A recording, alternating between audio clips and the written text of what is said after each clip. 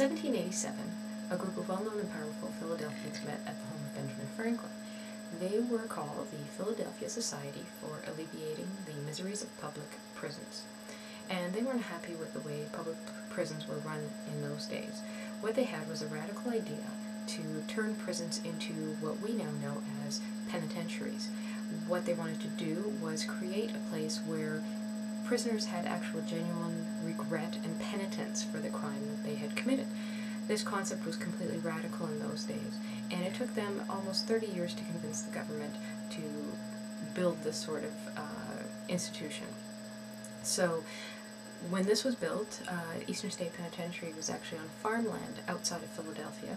But today, Eastern State Penitentiary stands right downtown in Philadelphia near the Museum of Art, where the Rocky Balboa statue is. And they have more than 100,000 visitors over the year that come and tour this location.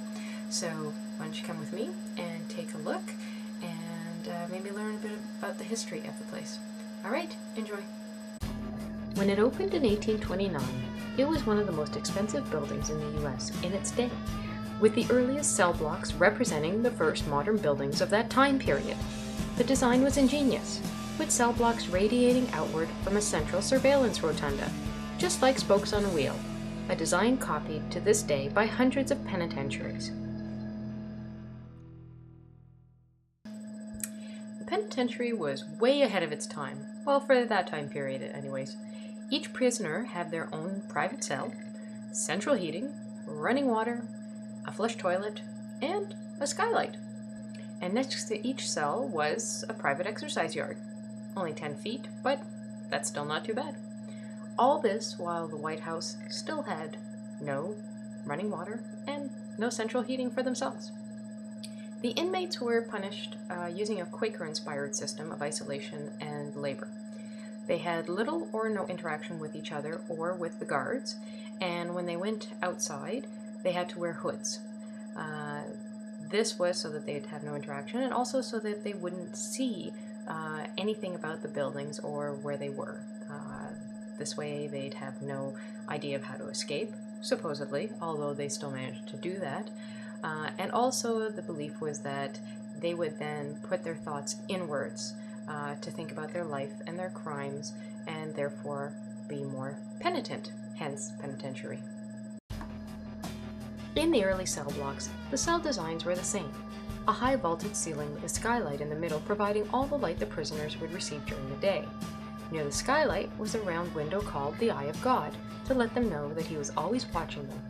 In the cell, they had their Bible and some form of work such as shoemaking. The interior of the cell blocks was inspired by church design, with tall, barrel-vaulted hallways, arched windows, and skylights everywhere to let in the light. This was in stark contrast to the intimidating medieval exterior. Later changes included individual exercise yards being removed from the cells. Inmates were issued hoods with eye holes and began to exercise together in silence and anonymity. A strange sight indeed. Eventually, the solitary nature of the penitentiary was abandoned, and cells were used by 2 or 3 inmates at a time, as evidenced by the many bunk beds abandoned at the site to this day. As the prison population grew, so did Eastern State Penitentiary. More cell blocks were constructed, but these were in no way the classic inspired designs of the original penitentiary, but the stacked cells you see on television today. Made of reinforced concrete and stacked, they were windowless and had no plumbing. And also, they weren't visible from the main rotunda right in the middle. This wasn't a penitentiary anymore, but a prison again. Then, the last major addition to the penitentiary was cell block 15, death row.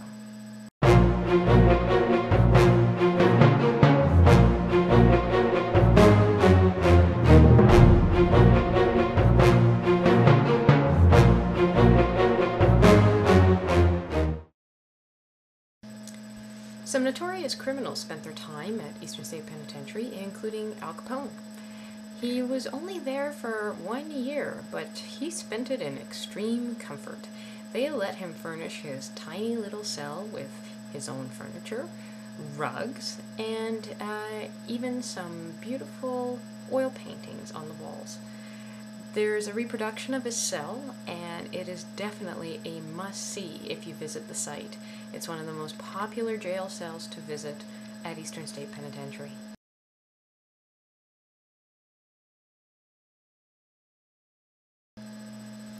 So, go and check out Eastern State Penitentiary if you're ever in Philadelphia. It's open every single day, 10 a.m. to 5 p.m.